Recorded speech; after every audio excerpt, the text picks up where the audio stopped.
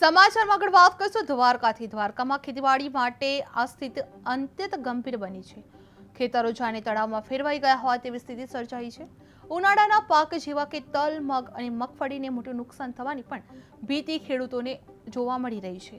તેમજ પશુઓ માટેના ઘાસચારો અને શાકભાજીનો પાક પણ વરસાદમાં ધોવાઈ જવાથી ખેડૂતોને મુશ્કેલીનો સામનો કરવો પડી રહ્યો છે। હાલમાં ગામડાઓમાં પાણી ભરાયા હોવાથી સરકારી રાહત કામગીરીની પણ જરૂર હોવાની સામે આવી હીરા પછી 2 દિવસથી વરસાદ ભરે છે, પાણી ખેતરોમાં ભર્યા છે, અંદર જવાય એમ નથી। મગ, તલ, અડદ વાવેલા છે, જુવાર ને બકાલું, તે પાણીમાં અંદર જવાય એમ નથી। નુકસાની છે બહુ જ, અને હજી આગળમાં છે વરસાદ। બહુ હાલત ખરાબ છે અમારે ત્યાં ખંભાળિયા તાલુકો।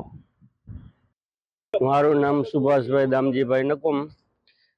ત્યારે કમોસમી વરસાદના કારણે ખેડૂતોને બહુ નુકસાન થયું છે, અને જે ખેતીવાડીમાં અત્યારે શાકભાજી વાવેલ હોય એને અને ઉનાળુ